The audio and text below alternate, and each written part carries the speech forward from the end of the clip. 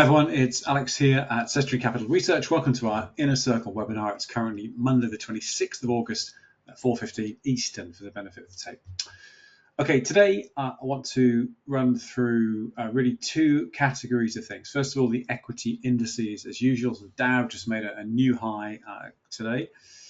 And although there's a little bit of lagging weakness in the NASDAQ and the S&P, I suspect they won't be too far behind that.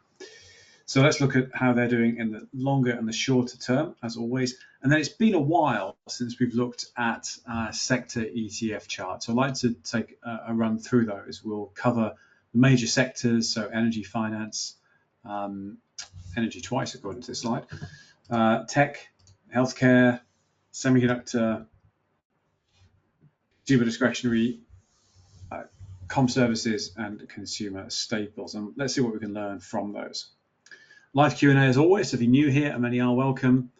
We run all these webinars on a live open mic basis. So you have any questions, comments, points, anything, stuff you agree with, disagree with, shout. So just open your mic, shout into the system. After I do the disclaimer, we'll set all microphones to on, and then, as I say, just unmute and just shout. Alternatively, you can use the question or the comment function here in the webinar platform. Or alternatively, you can use the Inner Circle chat channel in Slack.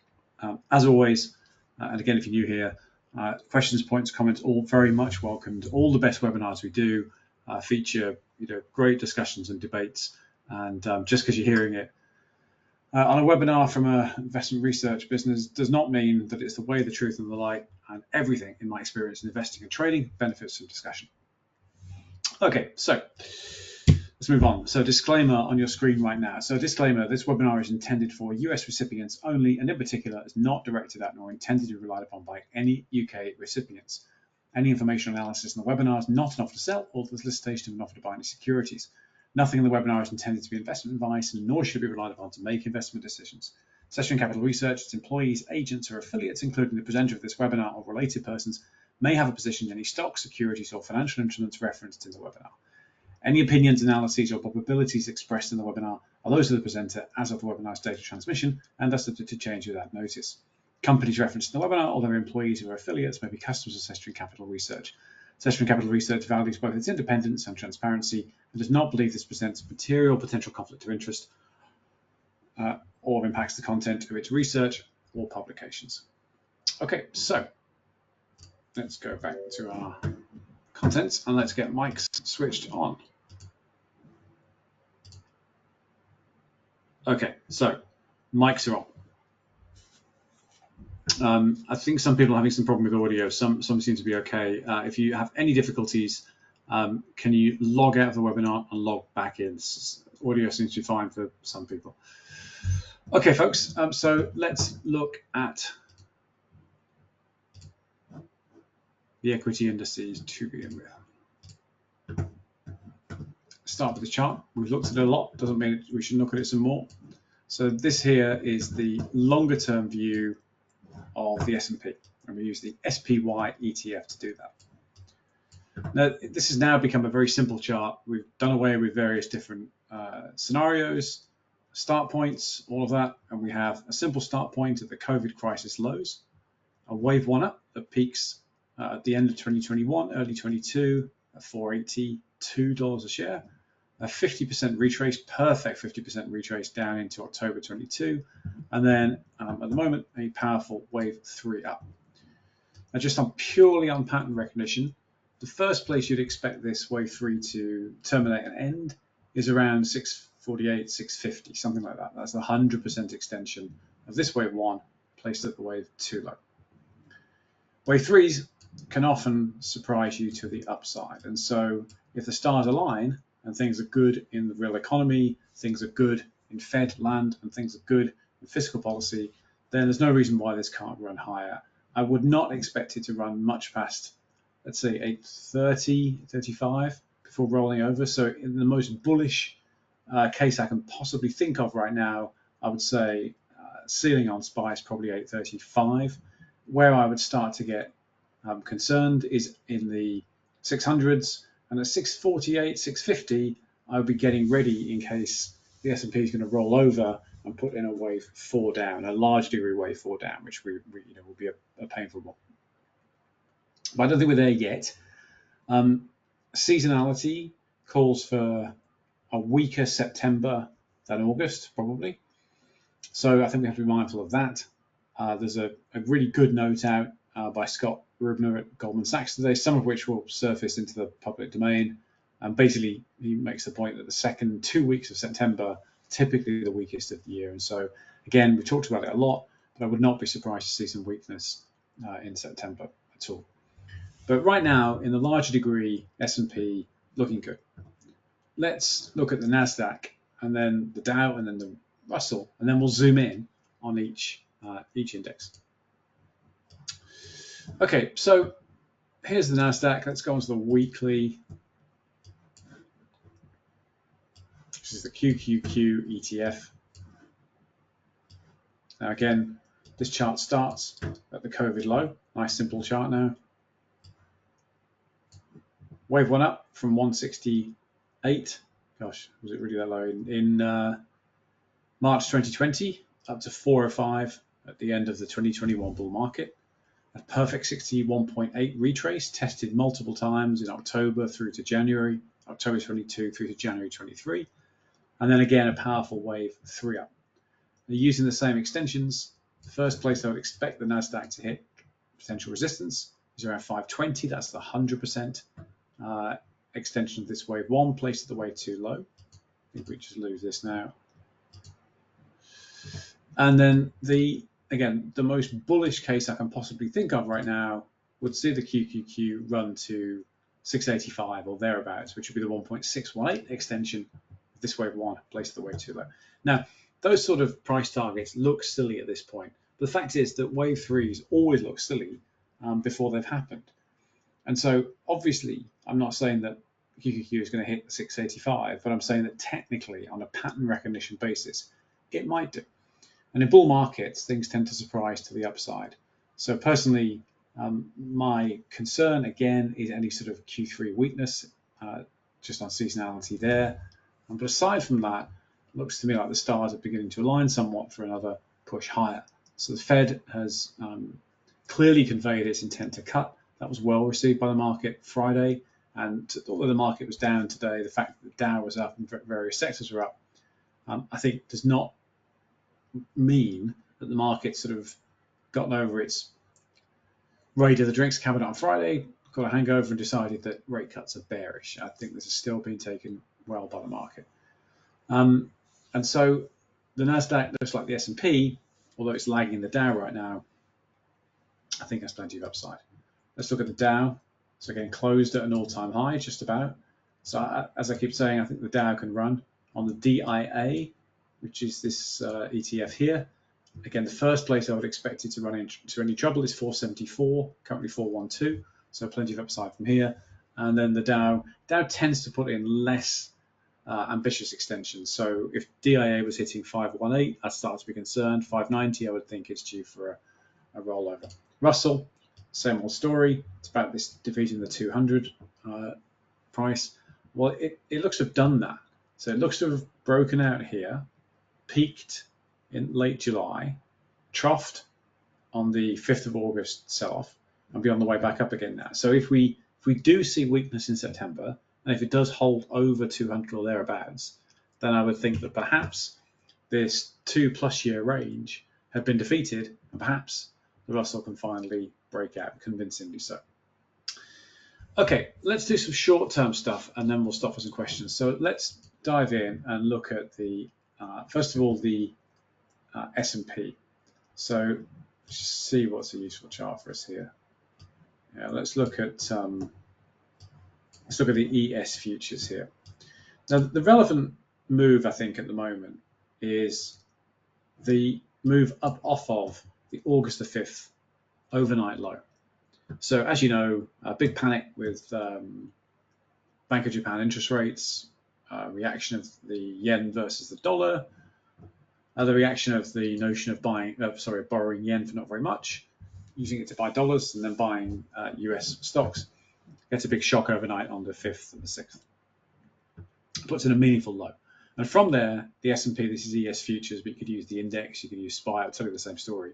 You get wave 1 up, a 2 down that holds over the 78.6 on the 7th of August and moves up to what looks like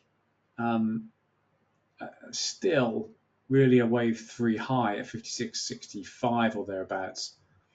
It doesn't quite look to me like it's shed enough value. I could be wrong there, but I would expect, you'll see this, the NASDAQ did this, I would expect the S&P to sell down to at least the 55.36 level-ish on the futures, maybe a bit lower, for a sensible wave 4 low.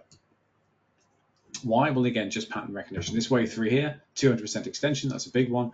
So it just has to consolidate a bit. Now, perhaps that is all we get. That's definitely possible. And perhaps we're already in a wave 5 up. I don't know. But I would just expect a little bit of weakness maybe in the S&P before any strength. So personally, my own holdings, I own SPY. I own a tiny bit of levered European S&P ETFs, but not much. I don't hold any UPRA at the moment, and this is why, because if it keeps moving up, great. I have a sizable SPY allocation that will do well. If it sells off, then unlevered SPY won't hurt me too bad on the way down. There's always some other time to add a levered instrument. If we look at the NASDAQ, I think the NASDAQ probably, strangely, has found some support. And I think it's found it at this 2.36 retrace of the wave 3 up from the 7th of August to the 22nd of August. And why do I think that? Well, it keeps, first of all, this 23.6 retrace is a technically important level. And then it just keeps testing it. It tested it there on the 22nd of August, again on the 23rd, later on the 23rd, and then several times today. And it's held over every time. So anything can happen. Price can plunge through that. Of course it can. That's a very shallow wave 4. Technically, you could see this wave 4 drop all the way to 18,570, let's say, and this would still be an overall bullish pattern. But it just might be that that's the wave 4 low, in which case we'll run for a wave 5 up. And that I would expect to terminate somewhere between the 0.5 and the 78.6 extension of wave 1 to 3 combined, placed at the wave 4 low, and that's around 21,500. That's sort of price range. So I think the NASDAQ has another move up in it. Now, clearly, with NVIDIA earnings Wednesday after the bell, that's going to drive the NASDAQ one way or the other. Strong NVIDIA reaction will drag the NASDAQ up, all other things being equal. A weak reaction will pull the NASDAQ down. So a lot of this is dependent on how NVIDIA's report is received. Remember, not what the report is, but how the report is received. That's what matters. Let's look at the Dow. You see, one of the reasons I think the NASDAQ might have already bottomed out is because, look, the Dow found support at around that 236 retrace. The NASDAQ has done the same here. Hasn't moved up yet like the Dow has, but that's where it found support. The S&P hasn't, because it hasn't sold off enough. That's what I'm saying. I think maybe the S&P needs to drop down to here before it can find support and move up. But the Dow has tested that low. I think the Dow is on for another run now. How far could that go? Well, let's measure it. You know, these things are not shots in the dark. They are measured according to a scale. And the way you measure this is you go, well, what's the extension of the wave 1 to 3 placed at the wave 4 low? And very often wave 5, so we're in a wave 5 now in the Dow, terminates somewhere between the 0.5 and the 78.6 extension of waves 1 to 3 placed at the wave 4 low, which is to say that zone there. So I suspect the Dow's got another run in it and might terminate somewhere in the middle, 42,000, somewhere like that, before a rollover. Russell.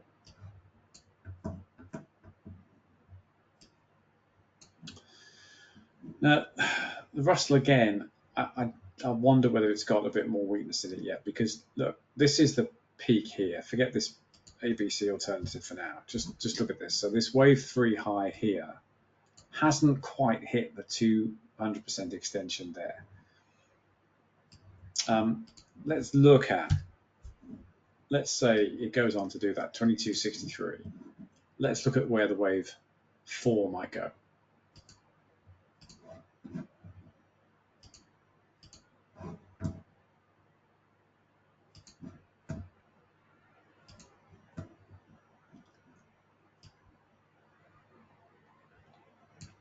Yeah, so you'd be looking for the Russell to correct down to the RTY future, somewhere in that zone, 236 to 38 points. So I just wonder whether there's a bit of air to come out of that yet before another move up. But overall, all these indices are looking good on the larger degree view, and they're looking pretty good on the shorter degree view. I think the Dow has found support and is moving up. I think the Nasdaq has found support and can move up. It hasn't done it yet. I think the S&P's got to come off a bit, and I think the Russell has to come off a bit. That's my best judgment. Okay, before we move on to sectors, do we want to stop for some questions, comments, anything at all like that? So if you have any points, comments, questions, anything at all, folks, now's a great time. So it can be on indices or anything else, frankly. Who's got hand up? Hey, Alex, I got a question. Hey, who's that, Can you Jake? hear me? Yeah, I can. Yeah, hey. Okay, How you thanks. doing? I was just wondering if you can tell me how you can invalidate uh, that other scenario with the top of the B wave. Yeah. Okay. Let's look at the Nasdaq.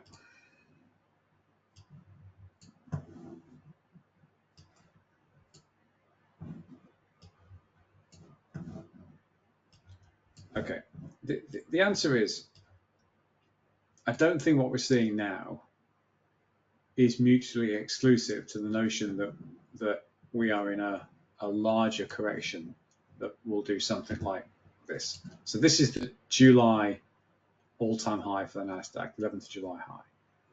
So the Nasdaq sells off from 21,000 down to 17,000 and something on that 5th of April flash crash.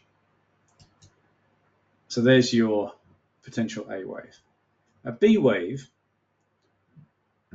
conventionally won't quite reach over that all-time high. So let's say that the wave 5 we're drawing here into that purple box, let's say it peaks at the lower end of the typical bound, which is the 0.5 extension of the wave 1 to 3, place of the wave 4 low. There. And that would be a B wave high. And let's say we get, a C equals A correction, which would be a big correction, by the way. Something like that. So because of different time frames, I don't think that one can yet say that this isn't this move up from the April the 5th lows, sorry, the August the 5th lows. I don't think you can say this is not a B wave yet. Now, the trouble with B waves is sometimes, not often, but sometimes they go over that prior high. And so, if the Nasdaq is in this termination zone somewhere, could it still be a B wave? Yeah. When could you invalidate it? I mean, to me, if you're sort of pushing up and over this 78.6 extension here, that's probably not a B wave. Probably you're just in a move up now. Would be my guess. But I mean, that's judgment. That's not necessarily pattern recognition. So to me, again, going back to seasonality, I think there's some technical upside yet to go here in the Nasdaq and the S&P and the Dow and the Russell. But this looks like it will be an impulsive 5-wave structure. And you know what happens at the end of those, which is they sell off. So, leave the sell off a bit, in which case there's not much of an ABC. It will sell off a lot, and maybe it does. Maybe it sells off hard into the election. You don't know. So I would say right now we may very well still be in a B wave up. But I think that there's still, even if we are, there's still some upside yet. That's my best answer. I'm probably more concerned about this C wave correction than most others. And the reason I'm concerned about that is I got absolutely smacked in no uncertain terms by the Russell last Q3 because I failed to model this out correctly for myself. I had a fairly sizable long TNA position, which just got destroyed on the way down, and it was fine and it worked out, but I didn't hedge it enough, and I had to buy a wall of TNA at the bottom here, which I really did not like to do, and then hold it through gritted teeth while it ground back up again towards the end of the year. And in the end, it was a good move. It made money, but it was not enjoyable at all. And so I'm very, very, very keen to avoid that experience. I don't have any Russell positions, but I have other index positions, and I really don't want to get surprised and smacked around the head by a Q3 correction, which is why I keep going on about it. But right now, I don't think you can say we're not in a B wave. I think on the Nasdaq, if you push up and over that 78.6 extension, you're probably not in a B wave. That'd be a rule of thumb anyway. Are there any other elements of identifying patterns where you can tell that it's a B wave versus this impulse wave setup? I'm sure there are, but I don't know them. Okay. If the best analyst in our group on that detailed stuff is Fred Frog. So ask in the main chat. His analysis of subwaves is much better than mine. So ask him, because he'll have an answer. Okay, thank you. Okay, good question. Ron, I saw you with your hand up. Alex? Yeah, hey, how you doing? Well, today was distressing. But other than that, I was wondering if you had the election year history chart handy. I don't. I'm really sorry. No. I was going to send you the one that I came across yesterday, and it has, the typical S&P 500 through each month of the year. Yeah. When it's bullish and when it's bearish, and then another trace showing the typical behavior during an election year. And typically election years are more bullish than your average year. Yeah. And I like that you quoted, was it Scott Ribner from Goldman Sachs? Yeah. Okay, so I've been hearing and reading a similar prediction, but what I'm expecting, just to add to this conversation, is that if you look at the chart that you're showing now on the screen, that we're going to get some upside, as you said, some further upside into the beginning of September. But then from, just like Scott Ribner said, from about mid-September, beyond the end of September and into October, possibly till the end of October, we're going to see some downside.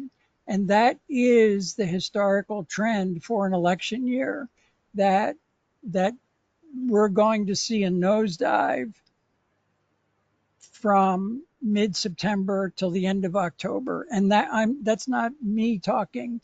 I'm just relaying to you what the average election year chart shows, is that we're going to have 6 weeks of turmoil to the downside, mostly. That's exactly my concern, precisely that. I mean, I'd say two things. One, as you say, seasonality supports your argument. Seasonality is just another form of pattern recognition, but that particular pattern does suggest exactly what you're saying. So it's just saying it's just a time for caution. Yeah, look, I think for me there is, if you just, the move up off of that August the 5th in all indices is clearly very strong, and so I would expect it to put in a 5-wave move, and it hasn't yet. It's put in a 3-wave move and a slight correction in all the indices, so I would expect a 5th wave higher. If you'd done, everyone has a hot and a cold streak in this game, and Rubner is on a colossally brilliant hot streak. And so if you'd done nothing all year other than read his notes and do what he said, then you'd have done great, and you'd have put in almost zero work, and you'd have made a ton of money.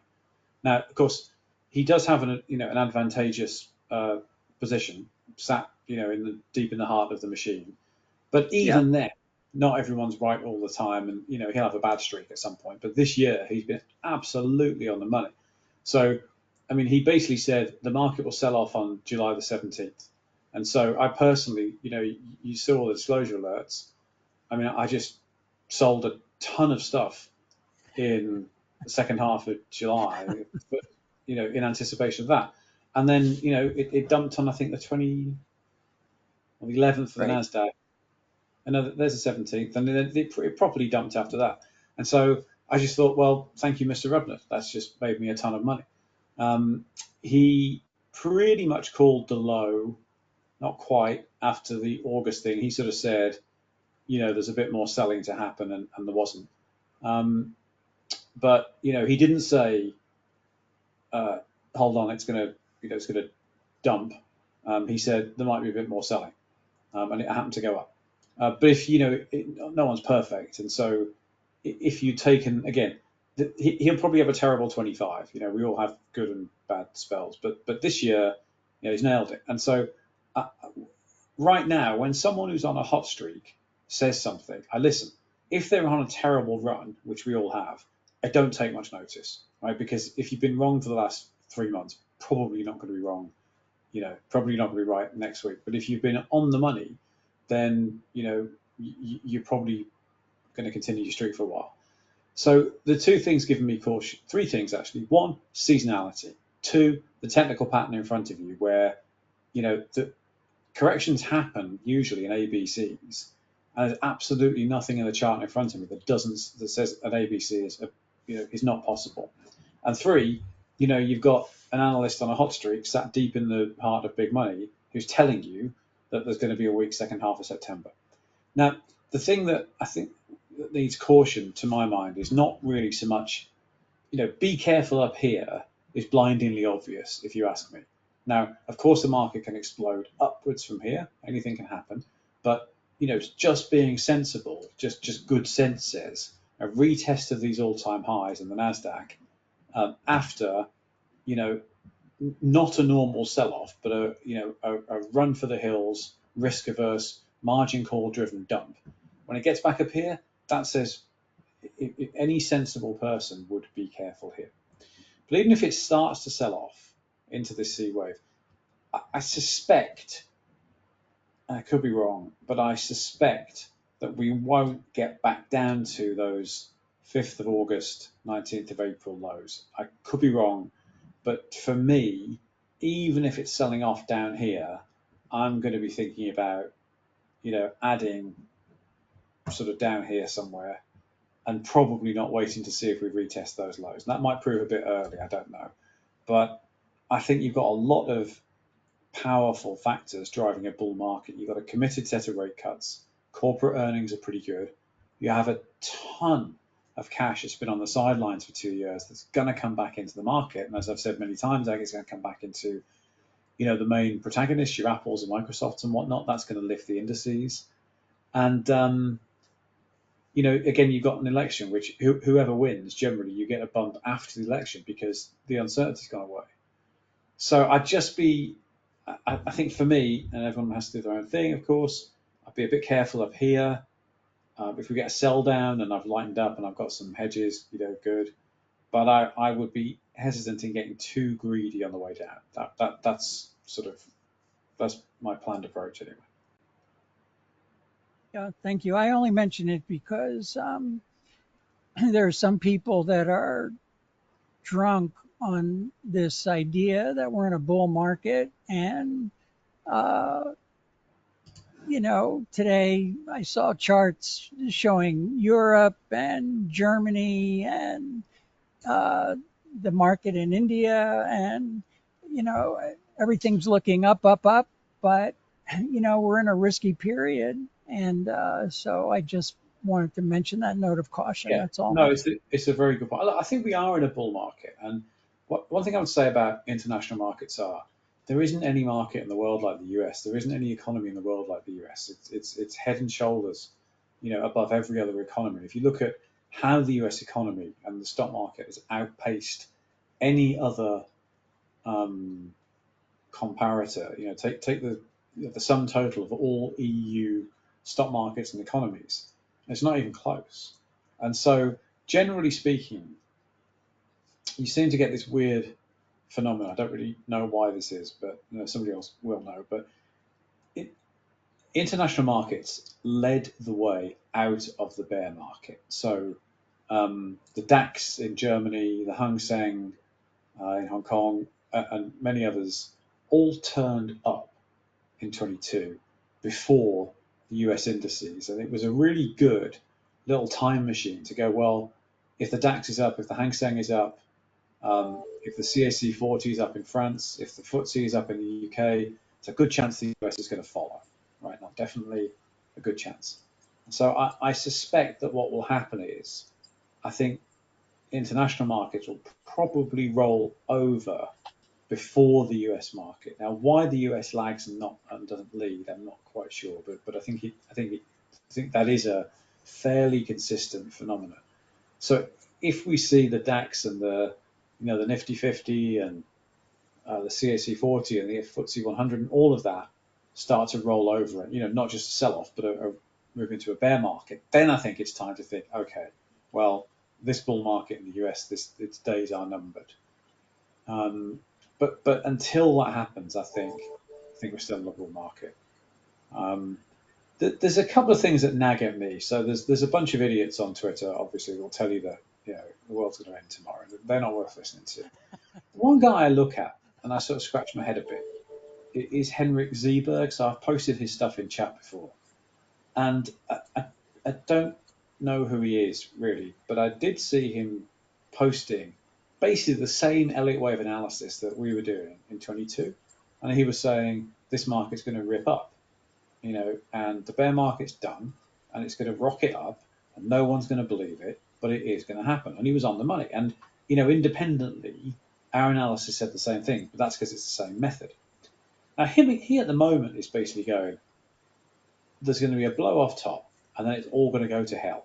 And really to hell, he means, like, he keeps using this phrase, biggest sell-off since 1929. It doesn't mean worse than 1929, but I think he does mean a really serious major dump.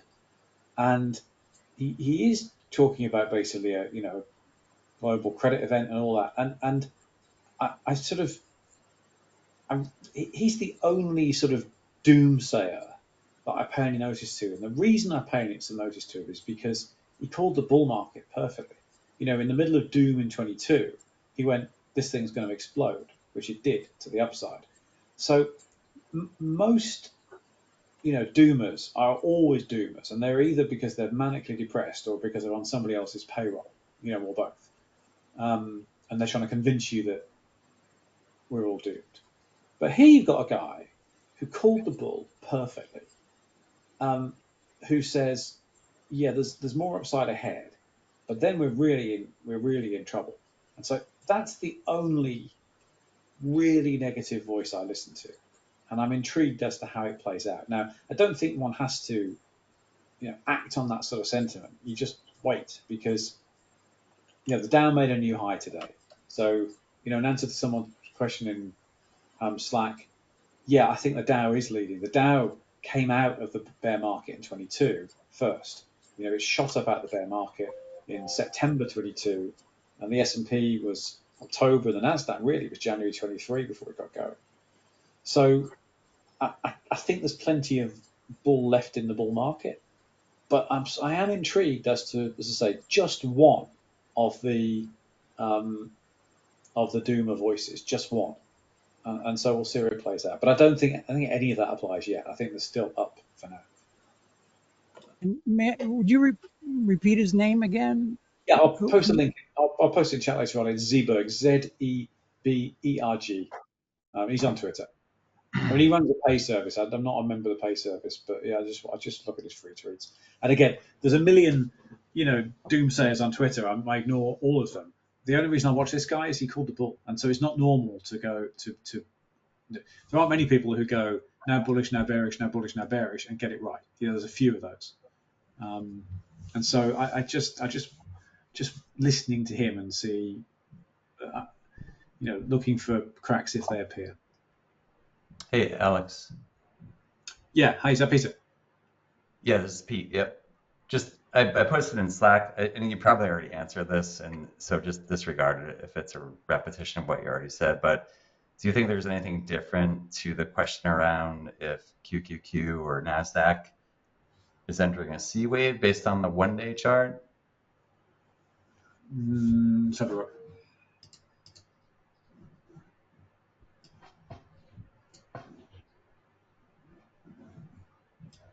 Just kind of has that rolling over type Yeah, appearance. this here. Yeah. I mean, anything can happen. I don't think so because look at the Dow, right?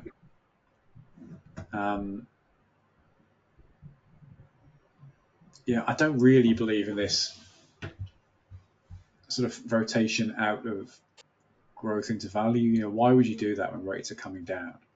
I just think often the Dow leads the way up. If we look at the weeklies, go back to the bear market. So here's September 22 in the Dow, and so the low is in at the end of September. Local highs in October, it just rockets up. It does nothing for a few months then, but it absolutely rockets from 286 to 347 in the space of a month.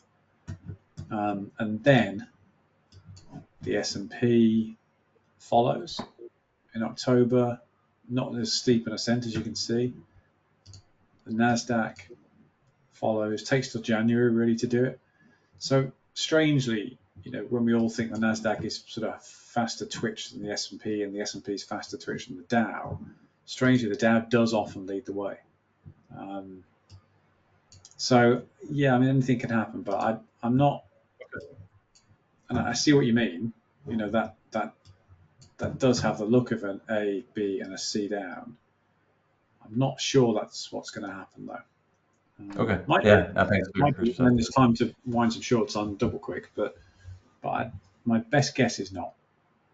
All right, great. Thank you.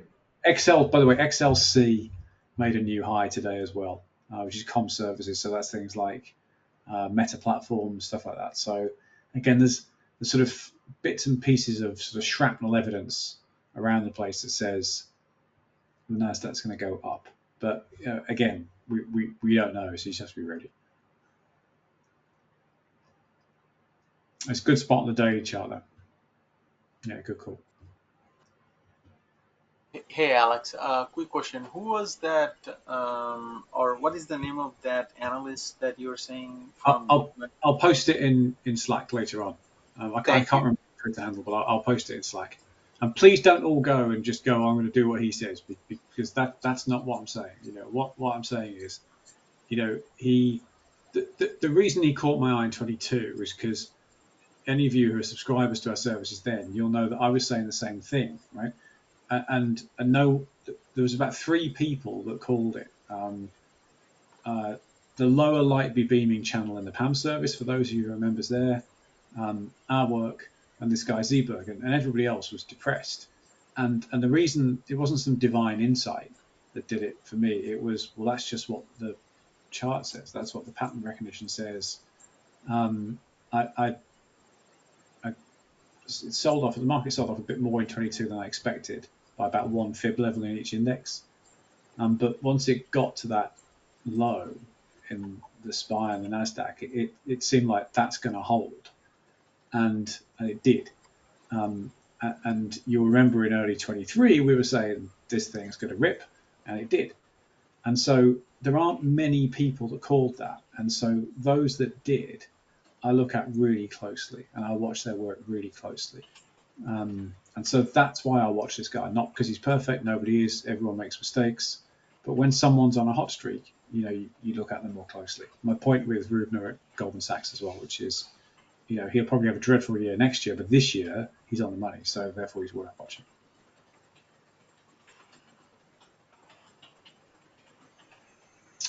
Okay. I think we've dealt with all the Slack questions. Okay, let's do some sector ETFs, because this is sort of relevant to the same question as well. So all I want to do here is just run through a few of the bigger sector ETFs and see how they're doing. So let's start with XLC. This is comm services. So again, this is things like Meta platforms. Now Meta's just hit an all-time high, so no surprisingly so is XLC. And if you look, it's smack bang back at the 2021 bull market high. Now we had this sort of accumulate between, let me see, 49 and 57, now 87, so that's done pretty well. It's at the 1.236 extension here, and so a good chance that can run to, at least the 1.618 extension, so that would take it to 123 from the current 104. I'm sorry, I beg your pardon. It's not going to be close to that. I'm sorry, it's not yet the 100%. So it's currently 87. So I think there might be a good 50% upside still here, and that it's bumping up against this all-time high. It got there in July, sold off. This is a second attempt. This is really worth watching because I said before that tops tend to happen slowly, and they tend to be because a security can't break up and through a particular resistance level. So if XLC can't break up and over this 88 level, then yeah, we might see some weakness in the NASDAQ, because where XLC goes, the NASDAQ follows pretty much. But if it does push up over and starts to turn that 80 to support, that's really bullish for the NASDAQ. So that's XLC. Let's look at XLK. Now this leads the NASDAQ. This is tech, as you know. So this is currently at 221. We have this accumulate between 115 and 138, so that's done really nicely. And let's just move that ABC out of the way. This looks like, as Pete just said, this is a weekly chart. You definitely could imagine that that's an A down, B up, and it's going to roll over into a C down. You could for sure imagine that. But if it doesn't happen, in particular, if it retakes 238 from the current 221, then that's really bullish for the NASDAQ. So it's always worth breaking down, looking at these sectors, because they tend to, they have less holdings in them. They tend to run ahead of the indices. So XLK peaked at above the 100% extension of its prior wave one, place at the wave two. That's further up than the QQQ has got. So this is just a little time machine, just a little tiny window into the future. So again, XLK looking bullish. Whoever's got the mic open, could they go on mute, please? Thanks. So we can break, if it can break up and over there, then that's bullish for XLK, obviously, but also bullish for the NASDAQ. Let's look at some other interest rate sensitive ETFs. So this is XLRE, real estate. Now this one's currently at 43. We have this accumulate between 35 and 39. So, muted up, but still up. And that's starting, as you can see, to push up nicely to this markup zone. You would expect this to react strongly to the planned reduction in rates. Most things in real estate are levered, so it's going to matter. But this too is looking bullish. If we look at XLY, this is consumer discretionary. Okay, so in here is things like Amazon, Tesla, stocks where you only really buy from the companies in question if you have spare money. Now this is looking okay, as you can see, not wonderful. XLK is sort of up here. The NASDAQ is up here, but XLY not so much. So why is that? It's probably for two reasons. Because of one, the real economy, where inflation has hurt spending power, and two, sentiment about the real economy, which remains, in my opinion, pretty negative. So I've said this many times, but I find it fascinating, sat as a non-American, not in the US, watching the degree of negativity about the US economy when the economy is on fire. By any measure you can think of, it's doing incredibly well. That might change tomorrow, but jobs good, GDP good, inflation coming down, market on fire, everything good. Which is simply not true in most parts of the world. So I think that XLY, consumer discretionary, is probably hurt by some of that sentiment. Tesla stock struggling, Amazon stock can't break 200, so on and so forth. So this is done okay. We had this accumulate between 128 and 147, currently 186. So that's, again, been a decent call. But it's sort of struggling to break up. And that is a nag, I would say. If that is a real reflection of the economy as opposed to sentiment, then that's a bit of a concern, I would say. Let's look at some of the more defensive ones as well. So XLE, we still accumulate on this one. This is energy. So our accumulation zone, we said, was, let me see, 75 to 93. It's pushed up over that briefly in April, came back down again, sort of hanging around below this level. So I think, sideways action can always be distribution or accumulation. You never really know until it's happened. But right now, my guess is that's accumulation. I think it's an anticipation of data center demand, perhaps oil prices on the rise if there's continued trouble in the Middle East, and so on and so forth. But I think XLE can do well. It's also a good protective one, XLE. So if tech does sell off, generally speaking, XLE will do pretty well. So this is quite a good way to hedge XLK, and sometimes they'll both move up together. Financials, XLF, all-time high. Again, that's pretty bullish. That speaks to rates as well. And so we have this accumulate between 20, let's call it 30, and let's call it 36, now 44. So again, decent call. All-time high and moving up. That's bullish. No two ways about it. That's just, that's a leading indicator for the indices. And last of all, let's look at a couple of defensive ones. Let's look at utilities, XLU. We have this accumulate between 59 and 66, now 75. So again, been a decent call that. Probably see some resistance around 78 would be my guess. That's that 1.618 extension.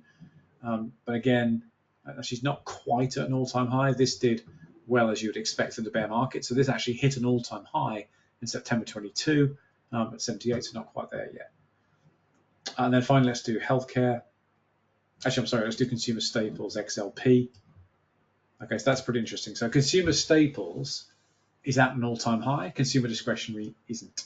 So you could argue, I think, that that's people concerned about, recession, because consumer staples is your Costco's and so forth, places you go if you don't have money, and that's at an all-time high. So that, I guess, if you look at XLY and XLP, then you could start to get concerned about the real economy, and you could then start to get yourself concerned about markets. So they're probably ones to watch. Again, XLP did quite well in the bear market. Not as well as you might think, actually. It peaked in April 22. It didn't drop much. It dropped about a bit like the Dow, and it went sideways for a couple of years. It dropped into sort of end of 23, and it's risen through 24, which is pretty interesting, really. You would think that it would do not very well when tech was on fire. I suspect, again, that goes to concerns about, inflationary impacts on consumer spending in the real economy, I would think. So I think the picture from ETFs is basically generally bullish, generally supportive of indices moving up, but a couple of nags, I would say. And the nags are in XLY, consumer discretionary, not really impressing with any strength. Consumer staples at an all-time high. That's not an obviously super bullish thing for the market. Financials, all-time high, good. XLC, all-time high, good. XLE, trying to push up and break out of that zone. You could read that as bearish. You could read that as a hedge on tech. Personally, I think it's more about energy demand. The fact that's going to be rising inexorably with AI data centers. I think it's a hedge against global political tension. So I think this is bullish, and I think it can go up as well as the indices, but we'll see. I could be wrong about that. So that's I just wanted to canter through those sectors. So before we finish up, any final questions, comments, anything at all on either stuff we've covered today, anything in the service, anything in the market at large? Anything else you want to cover, folks? Would you be able to comment on SMH, Alex, or FOX, please? Yeah, of course. Thank you. Yeah. Okay. So I think that SMH and SOXX for that matter are in a quite bullish pattern. If you look at that drop down there, that's a nice wave 4 low. Okay, so here's the COVID lows, a large degree wave 1 up, a 2 down, 61.8 retrace into the bear market lows. And then I think we're in this large degree wave 3. And if you look at where that might go to, I think SMH can hit 300, which would be the 200% extension of this wave 1. And I think this is the pattern. So 1 up here, 2 down, 3 up, 4 down, which was the early August dump that found support at the 61.8 retrace, and it held over that wave 1 low. I think we're now in a wave 5 up. So I feel pretty good about semiconductor. And if you saw disclosures today, I've been adding semiconductor exposure. Look at SOXX as well, which is more or less the same stocks with a different weighting. It's got less weighting for NVIDIA. It's telling you the same thing. So, here's the COVID lows, 61.8 retrace into the bear market lows.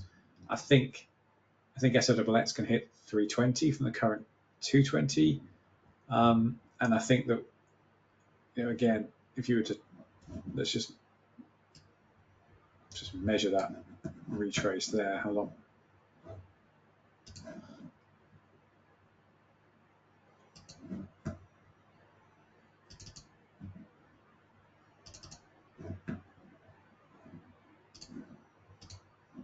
Yeah, it's not even a 0.5 retrace. So that's a fairly sensible, 4 low within a sort of 1, 2, 3, 4 pattern in this large degree wave 3. So I feel pretty good about semiconductor, not least because, it's really fallen from favor. I mean, SOXX dropped from 270 to 191 in the space of a few weeks. That's pretty heavy selling. SMH is more volatile, and the reason is it's got more NVIDIA exposure. So SMH dropped from 284 to 199 in the space of a few weeks. So I personally think that semiconductor is out of favor, contrary to the underlying fundamentals. And I think it can move up. So I'm pretty bullish on semiconductor because it's been so badly beaten up. That's my take.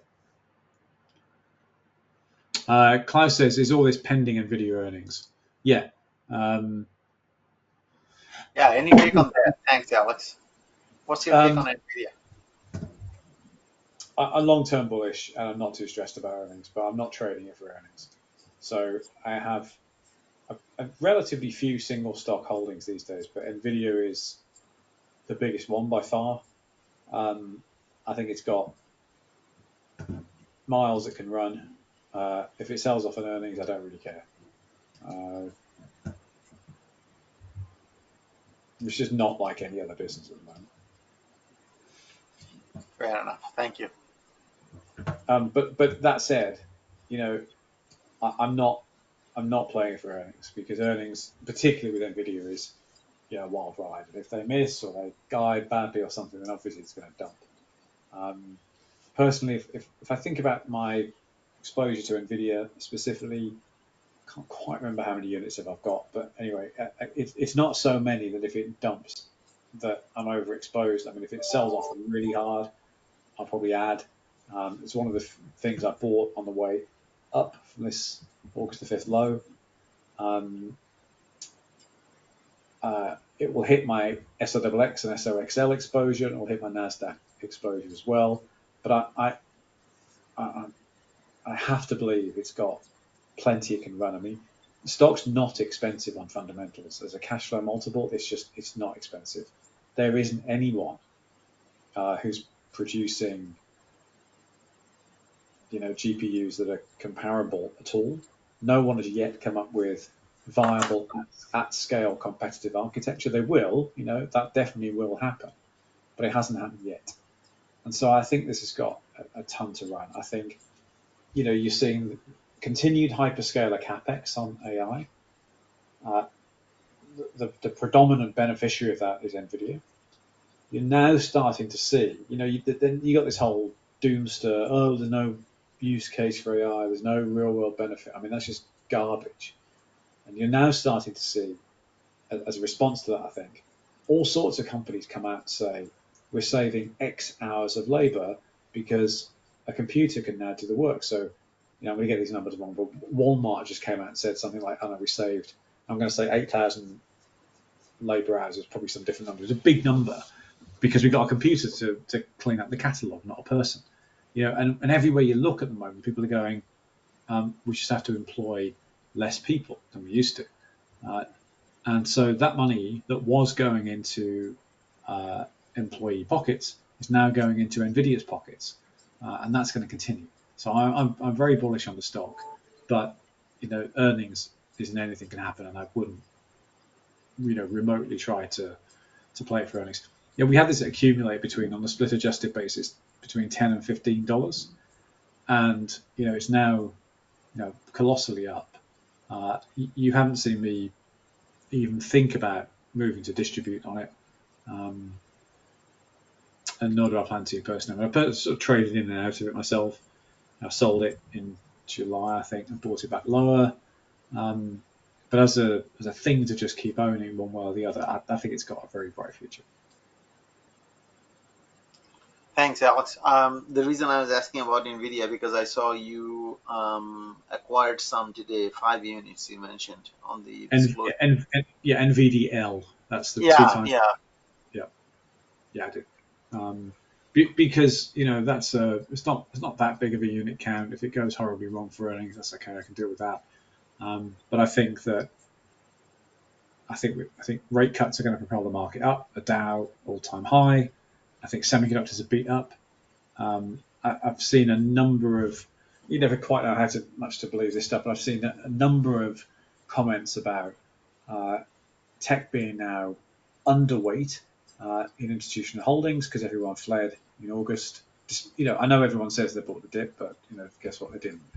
And so if NVIDIA and other people's earnings are good, you're going to see money come back into tech and into semi in particular, because semi's just beaten up so hard. So I'm pretty bullish on it. And again, at 20 units or something, I'd be sweating it for earnings. But at 5, that's okay.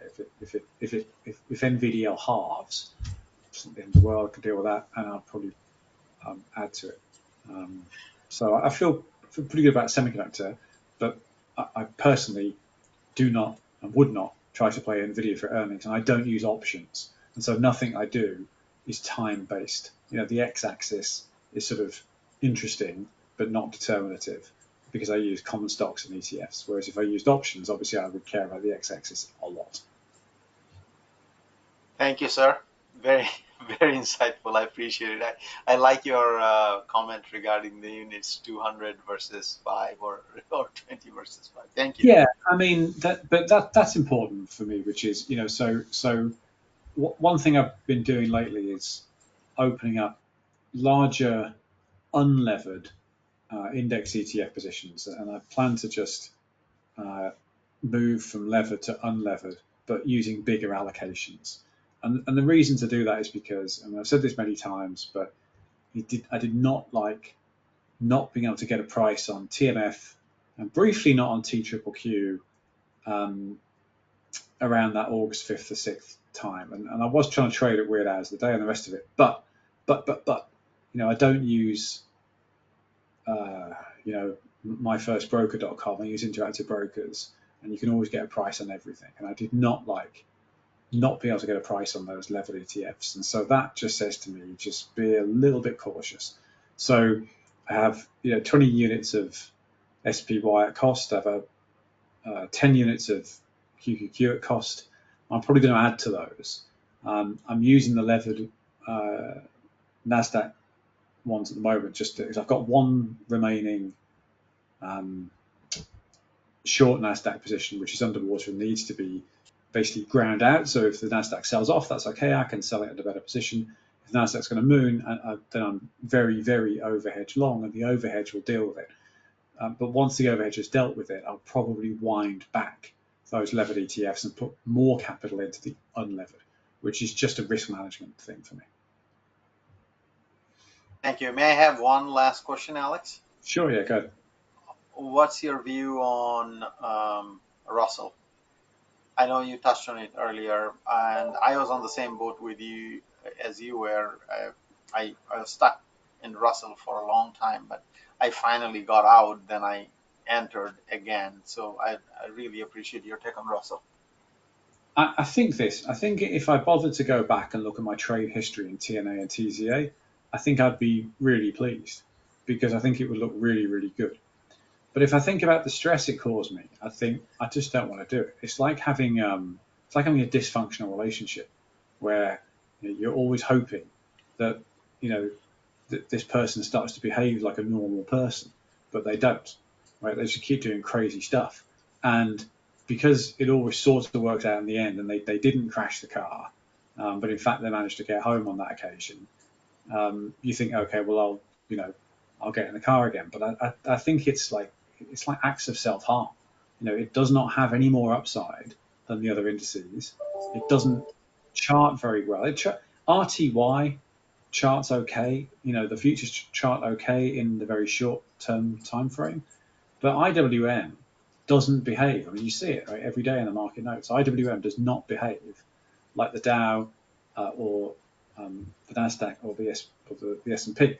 So I think, well, there's 3 equity indices that have a degree of predictability that trade, to within normal sort of error bars to an Elliott wave and Fibonacci system. And of course, nothing's perfect. One always makes mistakes, all of that. But broadly speaking, it trades to within that system. And they're highly liquid. And,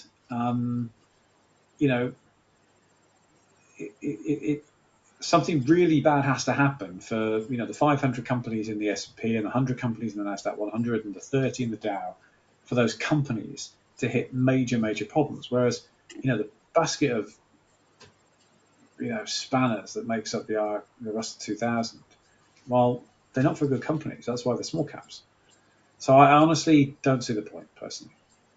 I understand some people here like to use it. I don't understand why, to be honest. I don't see the risk-reward benefit. I think it's just asking for trouble. I don't think you get the upside. I do think you get the stress. And I honestly, truly don't see the point. That's my best assessment. I appreciate that. I'm with you on the stress point. I don't see the point, right? I mean, you could just buy, you could just buy,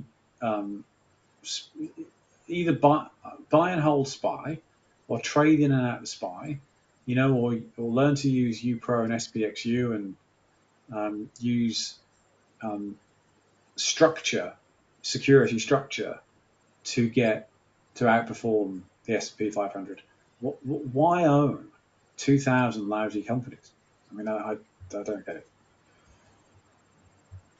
That's very good perspective, Alex. Thank you, as always.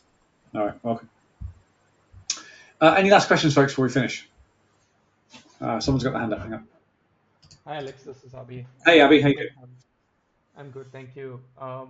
What's your thought process behind adding NVDL and not NVDA? And I saw in your disclosures that earlier you had added sometime NVDA like normal common stock and now the leverage one. So is this related to the time frame for these moves? Not really. So the common stock is in longer term accounts, and those accounts are UK accounts, and that they're not able to hold NVDL. It's not a permitted security in those. So I just use common stocks in those. I want some upside juice in my trading account because I've got I'm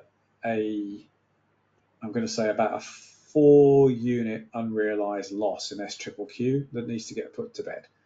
And again, if the Nasdaq sells off, fine, I'm going to add to that. I had a short-term SQQQ position that came back to cost today, so I sold it and got rid of that. Happy days. But I think the market's going to move up. I want to get rid of that underwater short because trap shorts are just a nightmare. And so I want lots of upside to grind out that trap short. At which point, if I can sell a bunch of stuff, including that SQQQ, and net it all out at zero, so basically it never happened, I'll be happy. And then at some point, when the market rolls over, if it does roll over in the middle of September, then I can, buy a new SQQQ position at a better price but I really, the main focus I've had, as you've seen in the last 2 or 3 weeks, has been I'm going to say too cautious. It wasn't really too cautious on the 5th of August. I just failed to sell them when I should have done on about the 6th or the 7th. So it's just got greedy with short positions, and I know better than to do that. But nonetheless, I did it. And so I'm having to fight my way out of some bad decisions on August 6th and the 7th. And so far, it's gone pretty well. So how I've done it is I've just massively overhedged long and then sold the longs and the underwater shorts together for sort of green or red zeros. I've got one material position left that needs some attention, and so my answer to that is massively overhedge long, and that's why in VDL, that's why SOXL, it's why so much TQQQ is to basically grind that out. That's why. Okay. Thank you so much. You're welcome. Okay, folks, we've got to finish up. Great session. Thank you always, as always. So this recording will be up in a couple of hours once it's in HD. Any questions? Hit me up in Slack as usual, and I'll post the Zebo Twitter link in Slack shortly. Thanks, everyone. Talk to you soon.